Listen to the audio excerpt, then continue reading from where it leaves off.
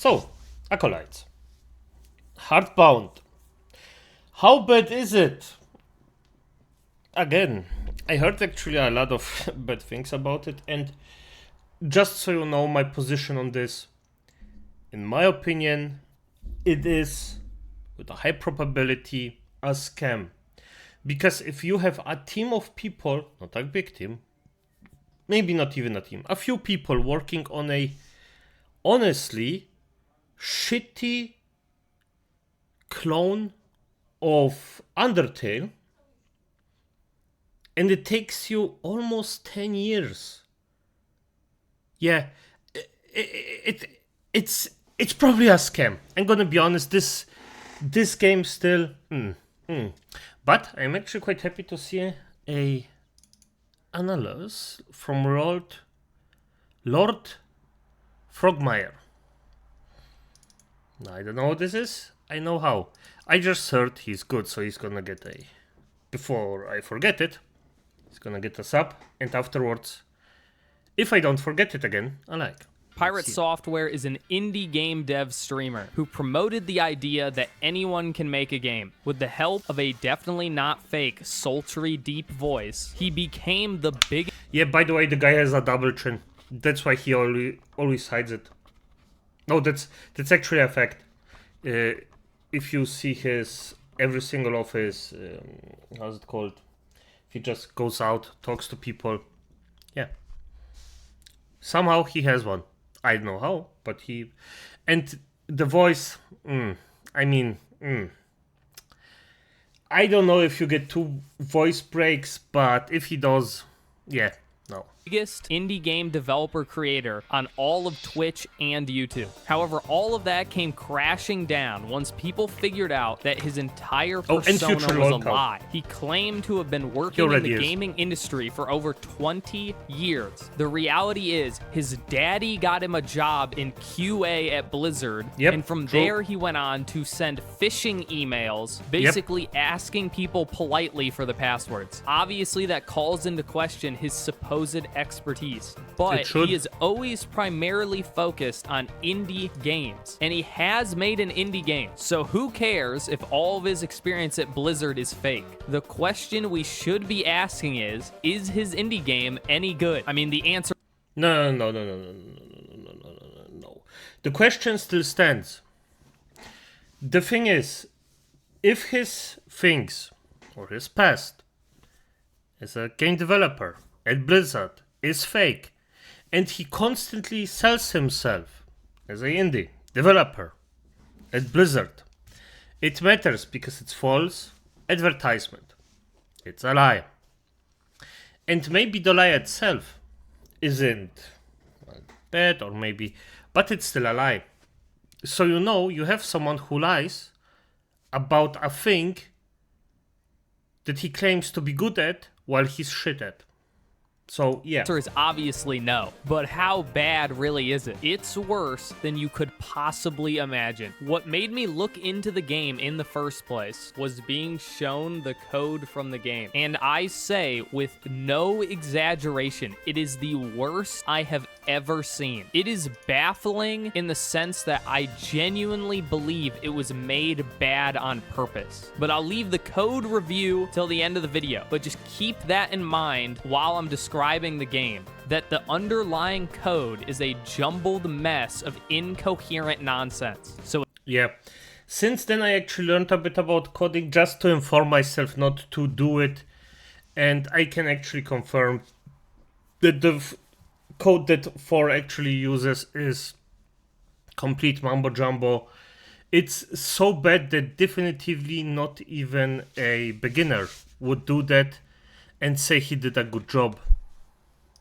Without further ado, subscribe to Lord Frogmire, and let's look at this absolute piece of shit. So let's start with going over the gameplay. And we're going to be able to go over literally every single piece of gameplay that is not walking or talking, because there is genuinely that little. Within a single route of the game, because that's all I played, you could not pay me $10,000 to play any more of this game. There are exactly 3 puzzle sections, 5 total puzzles, and this is being very generous with what I consider a puzzle, by the way. A single combat section, 1 battle, yes, 1 that is repeated, so that's 2 total battles, but only 1 unique fight, and 2 mini games. That's it. If you want to be extremely generous, there is 1 more mini game, puzzle. Literally all you do is click on a couple objects.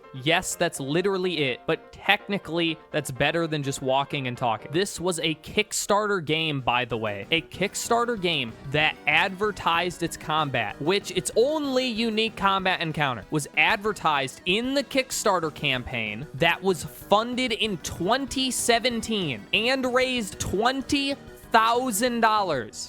So in 8 years, he could not make a single combat encounter that he advertised as a primary part of the game. Yes. So, if you want to know, because I followed his game for a long time, exactly that's how the F this is. He advertises as a combat simulator, or that basically this game will be 90% combat, or I'm over exaggerating a bit, but more or less. He goes in, doesn't do it, and in my opinion, if you advertise for something and then don't do it, and in a certain amount of time, of course it depends on the game itself, how good it, or how hard is it to program. Let's just say Hardbound isn't hard to program. And you don't fulfill your promise. You're scamming people, in my opinion. But that's just my opinion here. And I think it's the opinion of a lot of people. With $20,000, let alone all of the sales the game got once it was released in early access. So while I'm going over the very limited gameplay that actually exists in the game, remember that this was a Kickstarter scam that was advertised as a real RPG with real gameplay. Okay, so our first section of gameplay is a log pushing puzzle. Yes, this is how generous I was being when I said there were 5 puzzles in the game. I don't think there's really anything to discuss here, because if there wasn't so few gameplay sections to begin with, no one would ever mention this. Okay, now we have the first and only... I mean, the thing is, this was a puzzle. It was a freaking beginner's puzzle, fair enough, tutorial. I won't be that harsh on it, but... I disliked her very much, but, you know, it was a puzzle. It was a childish puzzle, but it was. Unique combat encounter that was shown in the Kickstarter trailer. It is a WarioWare minigame compilation and is perfectly serviceable for a tutorial encounter. Not all of the combat in the entire game. All it is 4 very simple micro games where if you succeed, the enemy takes damage, and if you fail, you take damage. That's it. Perfectly serviceable, but very simple, very basic. This encounter is about 1 minute long. And remember, that is one of 2 encounters that are in the game. From here, we now have 3 puzzles in a row. Only 1 more puzzle exists in the game after this. And if I wasn't being so generous, I wouldn't call them puzzles at all. And I don't mean that they're easy. Do you remember those little things that babies use where it's a circle hole and a circle block and a triangle hole and a triangle block?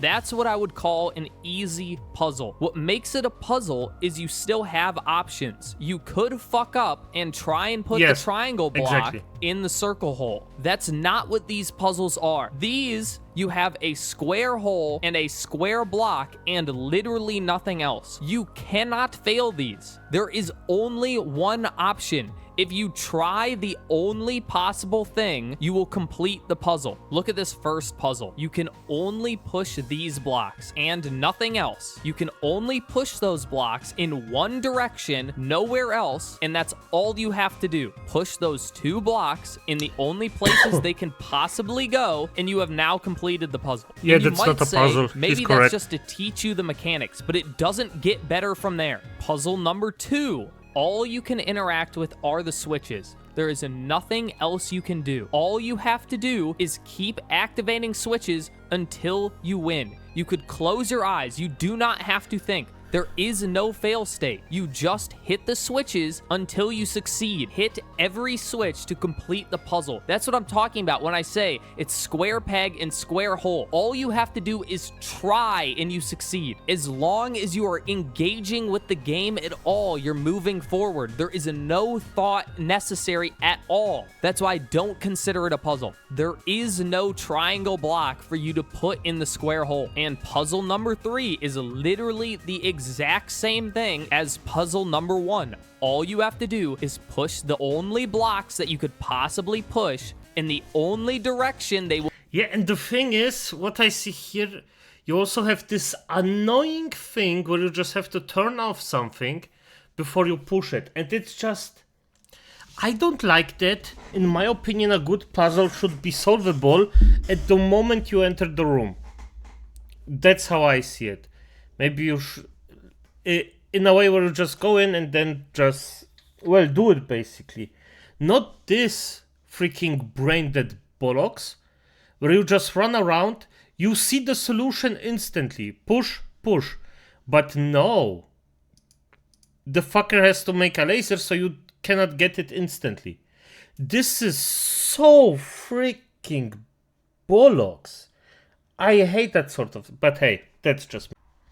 Possibly push in the only direction they will possibly go, then you flip the switches and you've succeeded. Literally no thought whatsoever. It's not a puzzle, but I'm being generous, so we'll give it to them. There are now 4 puzzles in the game, and you see the quality. 1 combat encounter, 4 puzzles. We're almost done with all of the gameplay, by the way. Gameplay that was in the game in 2017. After this, you get the final combat encounter in the entire game, which is the exact same fight as before, except this time you get to fight him for 2 minutes and 30 seconds. So that means in this game that has been developed for over 8 years, there is 3 minutes and 30 seconds of combat. $20,000, by the way. Do you feel scammed yet? Well, we still have 1 more puzzle and 2 mini games to go, so save your judgment. This last puzzle is the only thing I would even consider a puzzle in the game, and all it is you're searching a room for clues to a 4-digit code. Yup, that's it. But it is a puzzle. You do have to try and figure out what the numbers are. So I'll give it to him. The game has a 1 real puzzle. And the best part about it is you can just skip it. If you don't want to do it, the game tells you can just input 7 ones and it'll let you through anyway. Who knows what the punishment is for that, but I'm sure it doesn't matter. I did actually do the puzzle though, because I wanted to experience all this game had to offer. Was it worth it? Honestly, at this point, yes it was, because at least I got to play some video game in my video game. Okay, moving on. We're almost done. On to the first mini game of only 2, so it better be worth it. It is a game in which you get a picture of either a sandwich or a soda, and then you have to give them the sandwich or soda in the order they ask for. So if they ask for soda sandwich, you give them a soda, then you give them a sandwich. They ask for sandwich, you give them a sandwich, and then a sandwich. There isn't even a pickup animation. Come on! Even the freaking lowest of the low have at least a pickup animation for things like this. This is just disgusting. Oh. Does this sound fun? Does it sound interesting? Does it sound like it took 8 years to make? And that's half of all of the mini games in this video game is this. Just soak it in for a second. I want you to burn this into your mind, because when we move on to talk about the code and how bad it is, I want you to keep in mind what he's coding, like what he's doing this for. Think to yourself, could this be done in RPG Maker? So far, except the one and only combat encounter, there is nothing here that could not be done in RPG Maker with literally no coding at all. But maybe this last minigame will change my mind. It'll truly blow everything else out of the water. Nope, it's just as bad as everything else. Come on, what did you expect? This is something that you make for your first game. It is one step beyond Hello World. It is a game in which you must dodge falling objects. Yes, I know, you're technically supposed to be running forward, but programming-wise, that's literally all it is. You're dodging falling objects while trying to hit the object you want. That's it. There's nothing else to it. This is something you teach a middle schooler how to do for their very first coding class, and that's all of the gameplay in the whole game. And looking at all this, I just don't get it. Like, I'm genuinely confused. When Pirate Software told everyone that he worked on video games for 20 years, that he worked as a hacker, why did anyone believe him when this was what he was putting out? Why did it take this long for people to call him out for being a fraud? The thing is, he is extremely convincible. Like, he can convince people very easily, but he also learned this at Blizzard. He was as you said at the start, that he actually tried to scam people out of their passwords and stuff like that. So he had to be good at social engineering. And he, well, is. He knows how to manipulate people. He knows how to manipulate himself to look good. And, well, if people think that somebody's good, they think that. At the start, I actually thought the same thing. But over a longer period of time, cracks started to show, and I started to recognize that this is a fraud. It took a while, because as I said, he sells himself extremely good. He manipulates extremely good. It will take a while, that's why. And that's the only reason. It's not because he's good, but because it's not because he's good in the things that he claims. It's because he's very good at manipulating. When this is his magnum opus that took him 8 years. 8 years of perfecting your craft for something a middle schooler could make. This isn't the work of a professional. This isn't even the work of an amateur. It's pathetic. The worst part is, after scamming his own fans out of $20,000 and more, he has the balls to bait you into thinking there was another boss fight. You are seconds away from fighting an enemy literally called boss, and it fakes you out with a fake battle screen only to give a shitty Chrono Trigger-esque judgment segment where you hurt the boss by making good decisions. This is what I'm talking about, where I say it's baffling that it's taken this long for someone to call this guy out. He's been literally scamming and fucking with his own fans for years. But I'm getting ahead of myself. It's time to talk about the story. And that was clearly the focus of the game,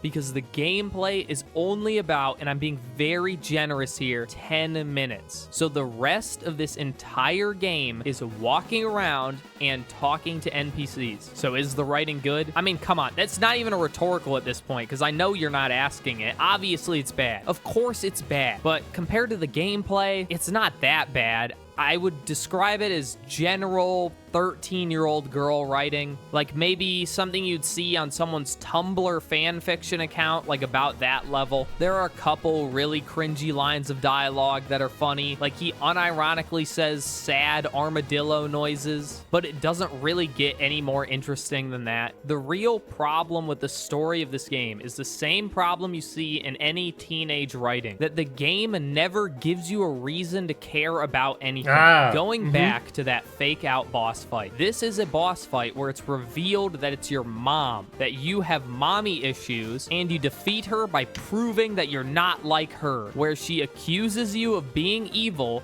and then it checks your previous actions to see if they line up with her beliefs. And if you defied her and were a good person, you defeat her. It's clearly supposed to be a big emotional moment. The problem is, we have no reason to care about any of this, because before this exchange, there's literally only one encounter with your mom that you weren't even there for. It's a flashback of your mom talking to your dad where she calls you lazy and the dad pathetic. That's it. There's nothing else. There is no other reason to believe the mom is even abusive, let alone so evil that we had to have a boss fight about it. And that's...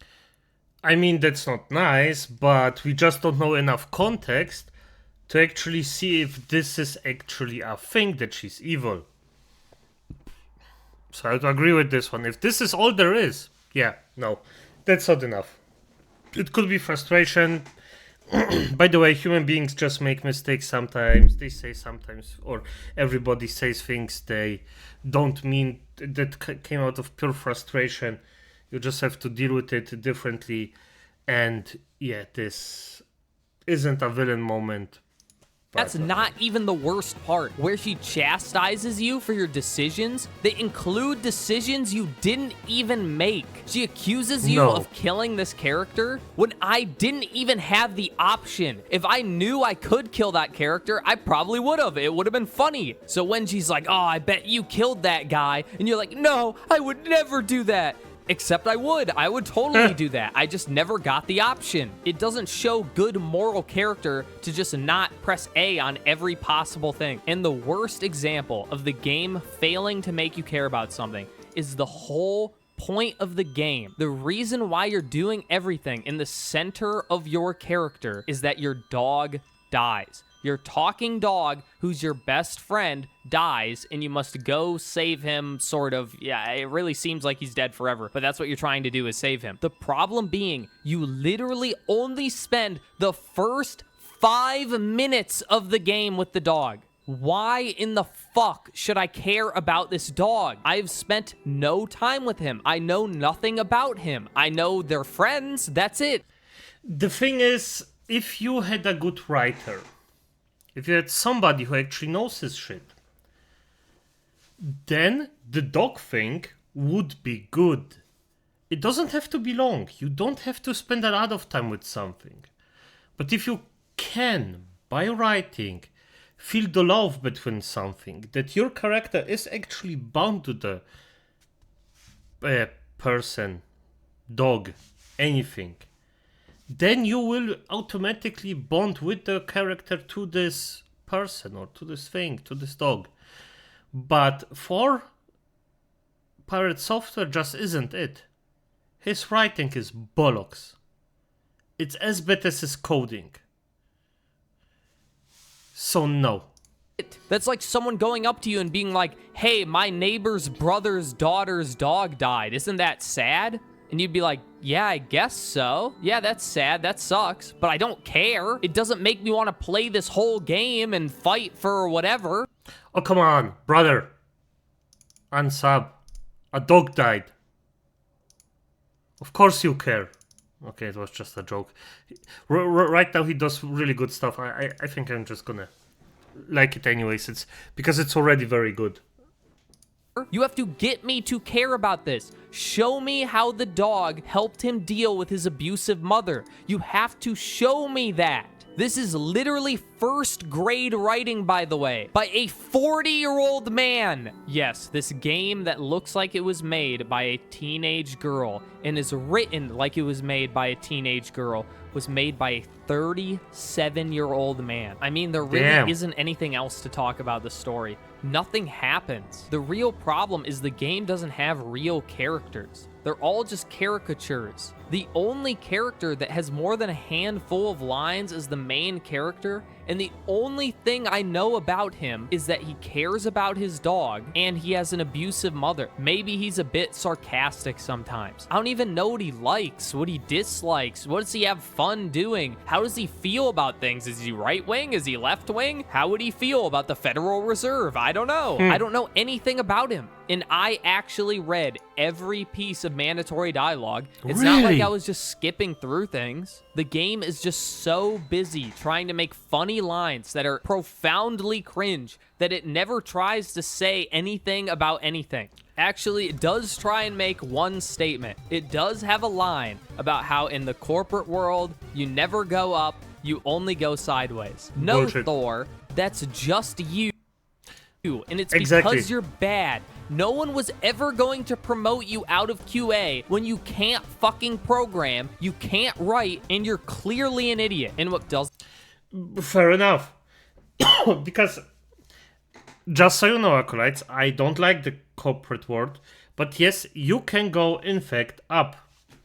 And I am very surprised that Pirate Software actually makes the argument when you only go sideways. He literally has the skills to go upwards. And you might say, but wait, what? He's shitty at programming, he's shitty at his job. Yeah, that's relevant. If you can socially manipulate your bosses, then you're fine.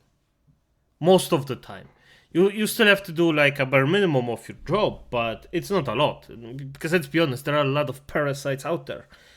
But normally, you're just fine. And I'm gonna be honest, if he failed that with his manipulation skills, there's no saving for him. Doesn't help the story is how much you know he's holding back, and for no reason. Another very common novice writer mistake is focusing too much on the reveal and not enough on the buildup. After your dog dies, you're feeling constant guilt, where it's like, oh, it's your fault, you killed the dog, and it doesn't make any sense. Because how the dog dies is you're just asleep and you wake up and the dog is dead. It has nothing to do with you. A monster killed it while you were asleep. It couldn't possibly be your fault. So clearly there is some kind of reveal later in the game where the dog died for a real reason and the monster's not real or something like that. Because as it is now, it doesn't make any sense. I have no reason to be like, I killed this dog. I didn't do anything and neither did the kid. And there's no reason for him to feel this way. It just doesn't make sense. So the story's bad, the gameplay's bad. What else is there? What could possibly make this game worth playing? Well, one of the big selling points is the multiple routes,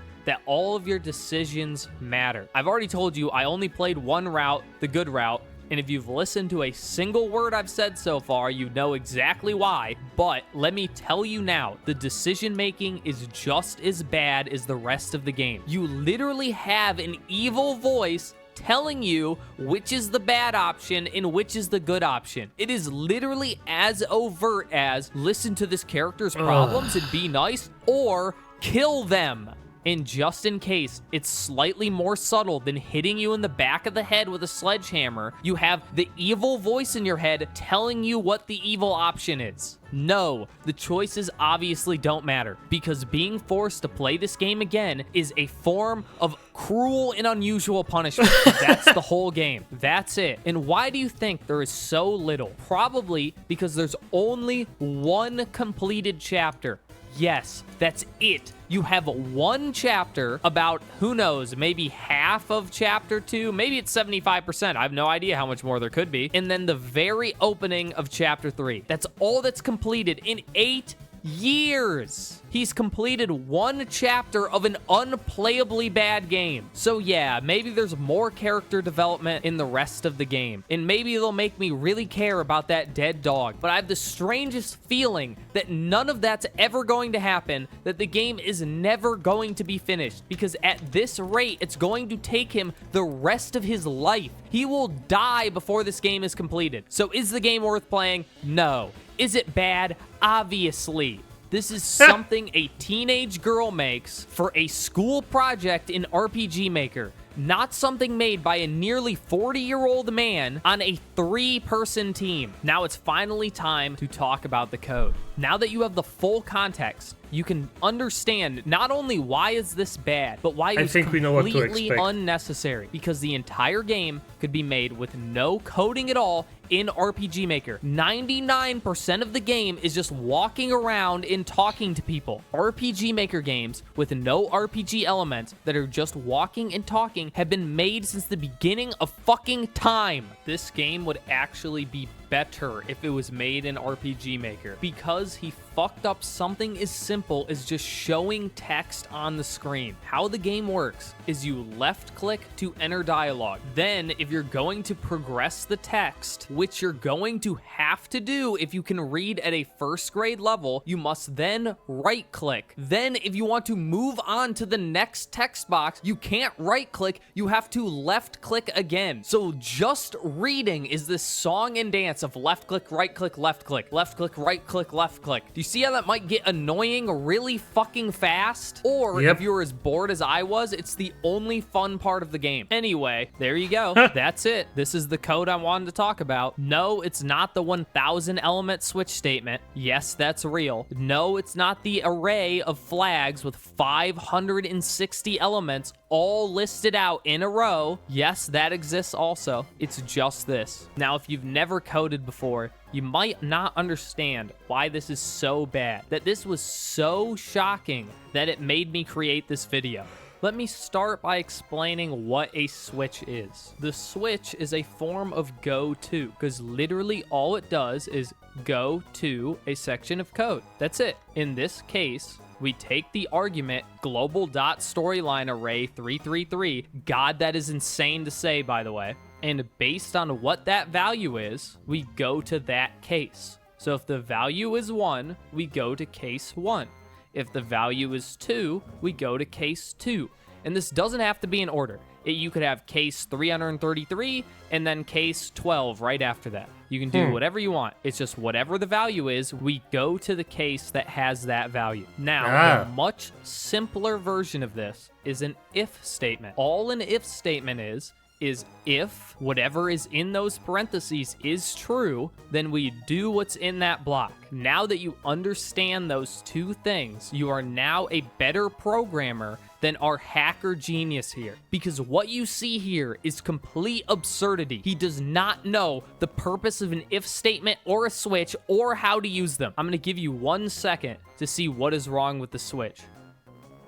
All right? You ready? Why is it not an if? Why is there code that even says do nothing? Wanna know how you do nothing in code? You just don't write it. So if we delete case 2, again, there's nothing there. There's nothing to do. If we just got rid of it, it'd be exactly the same. We are now left with a switch that has a singular case. So what that means is we check, what is the value of our global whatever the fuck? If it is 1, we go to case 1. And there is nothing else to check because there are no other cases. Do you see the problem now? We could literally just write this as an if statement. And what's the peak absurdity is that's literally what he did directly above this. So he did it right, then immediately did it wrong right after. And even then, it's still not correct. I'll give you one more programming concept. There's something called a bool.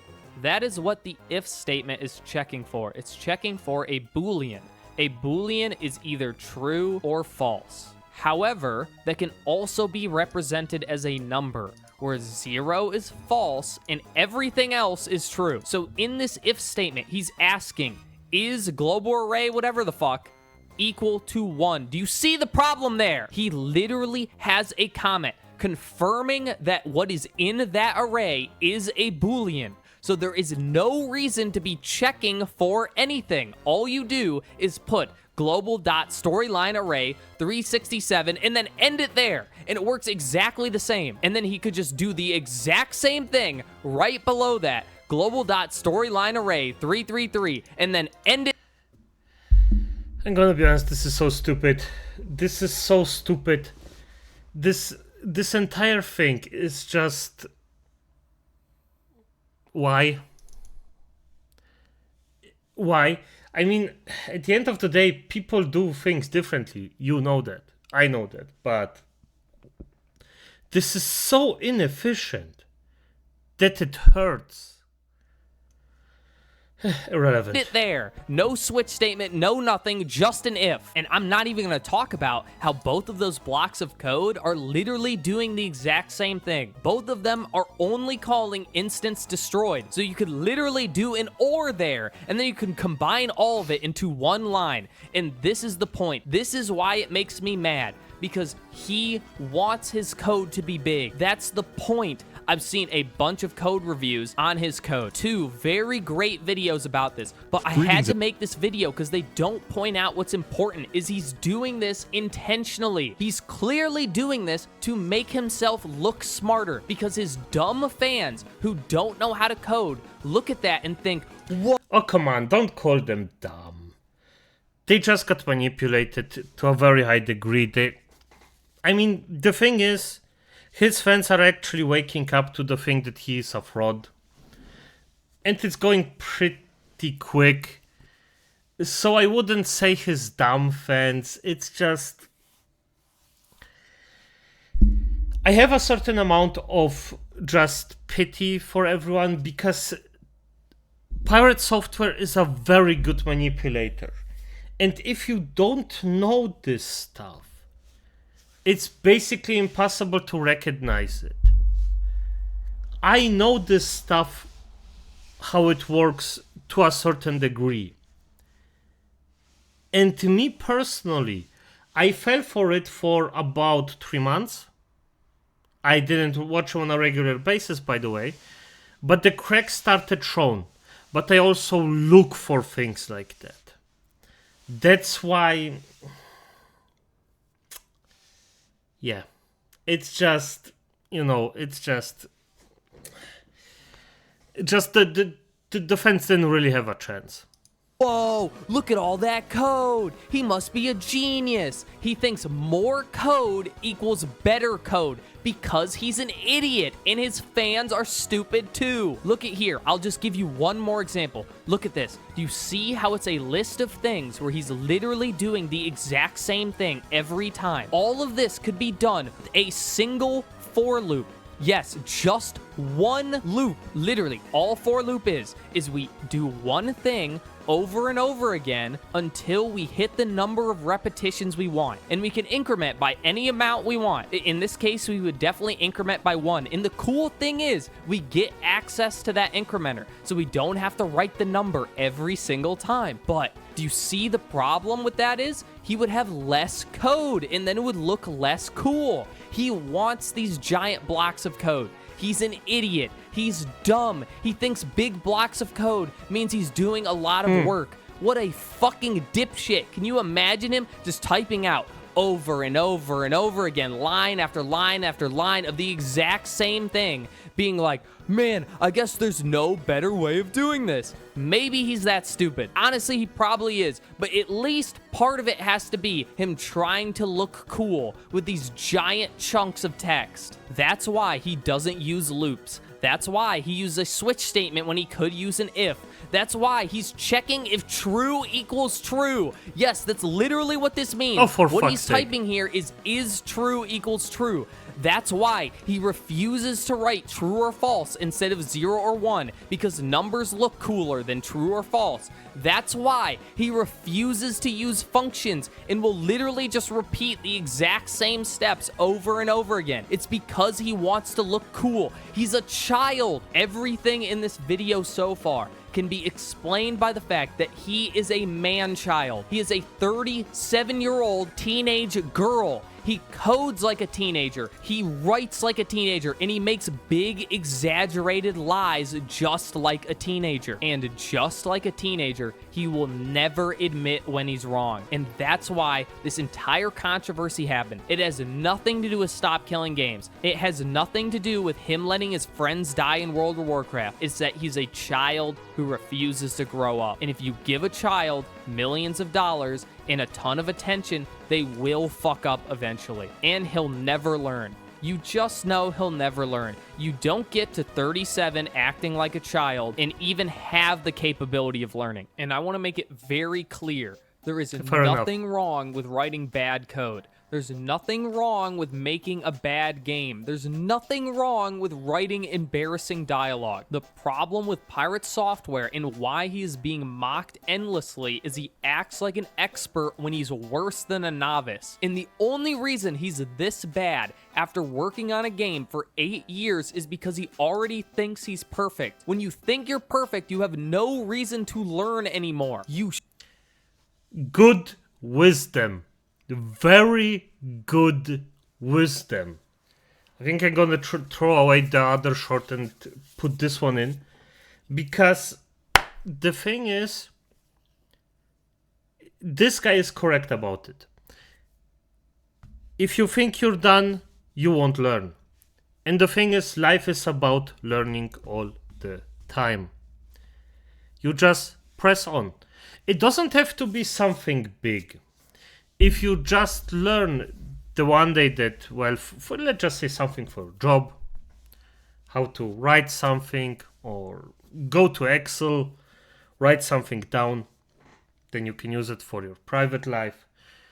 And the next day you learn that you can, I don't know, get a sandwich, set it sideways, and see that the sand doesn't fall. Well, you learned something. Fair enough.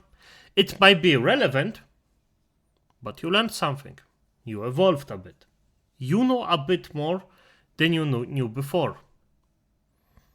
And that's what makes most of us, or a lot of us, human or undead, depending on the thing. And it's something beautiful in my opinion. But not everybody understands that. Should not be afraid of failing, of making shitty things. What you should be afraid of is not learning from it. But that's just a theory. A game theory. Thanks for watching. Make sure you subscribe to Lord Frogmire. It is... Hey, fair enough. Good video, good thing, good research. Love it. I'm gonna... Frogmire did a very good thing. Nice.